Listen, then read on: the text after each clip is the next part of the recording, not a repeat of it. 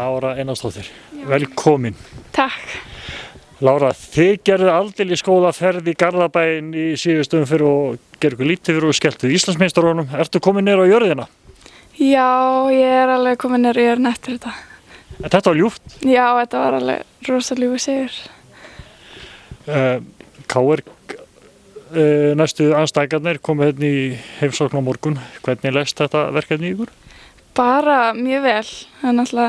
Það eru eitthvað búin að styrkja sig með serbneskum landsliðsmönnum held ég. En við ættum ekki að vera hrædd við það, bara að taka á þeim. Og við ætlum með þetta næði 3 stig. Já, það er náttúrulega, nú eru búin að, og eru enn á toppnum konum 5 stiga fórustu, þannig að nú lítur viljinn að vera mikil til þess að halda þessu. Já, eins og í síðasta leikum á Stjörnunni það kom ekkert annað til greina en að ná sem 3 stigum til að ná 5 stiga fórustunni á toppnum. Og það gekk bara í sögu. Er það ekki sjálfstrausti alveg í hæstu hæðu núna hjá liðinu? Jú, við erum náttúrulega með sjálfstrausti en við vitum alveg að það eru erfiðleikir eftir í þessu móti og við þurfum bara að klára það. Og vera bara meðvitaður að missa ekki einbeitinguna? Já, náttúrulega halda einbeitingunni ef við ætlum að ná Íslandsmeistaratitlunum. Lára, þetta er gaman að heyra og gangi ekki vel á morgun. Já, takk. Jói, velkomin. Frábær leikur í síðasta móti, Íslandsmeistur í Stjörnuna, þykir góða ferðsögur og skelltu þeim. Hvernig var leikurinn? Hann var bara svona eins og hefur kannski komið fram að við byrjuðum frábærlega og náðum þetta marki og hefðum átt að ná mörkum, 2. En svo bara Stjarnan var að svara fyrir sig og ná því hérna seint í fyrirháleiknum og voru búin að vera íta svolítið duglega á okkur. En seinni hálfleikur hann byrja bara algjörlega með sem bara eign þeirra. Það áttu bara leikinn alveg þangað til á 73-74 þegar við skorum marki, þá svona tökum við eiginlega leikinn samt aftur bara, eigum manni síðast korterið. Þið gerir bara það sem þarf að gera, það er að skora markinn til þess að vinna?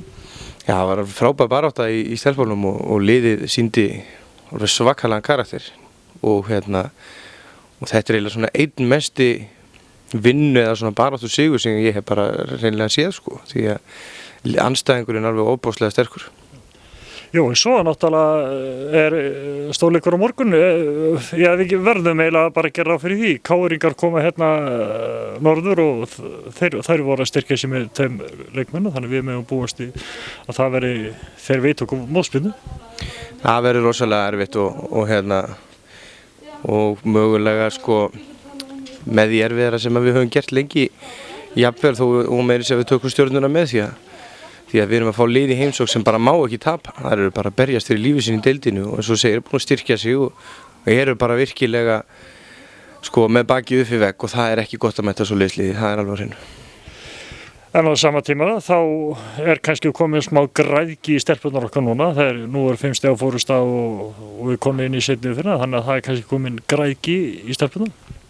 Já, það hefur verið mikil græðgi einkennandi finnst mér í sumar og kannski bara einu sinni sem við höfum mist í okkur á móti IBVF og þar svona komið í ljós eiginlega að svona það var undantekningin sem sannaði regluna. En græðgin er það mikil í þeim að ég treysti þeim til þess að taka 3 stig til hverjum einasta leik. Og sæmileg staða á hópnum? Já, ég held að hún sé bara fín sko. Það eina náttúrulega Karen Nóa verður í banni í þessum leik og svona 1-2 ekki spurningamerki heldur svona kannski hefði mátt vera líkamlega aðeins hraustari. Jói, þar allir klárir og við erum klárir og bara gangið vel á morgun. Takk fyrir sömuleiðis.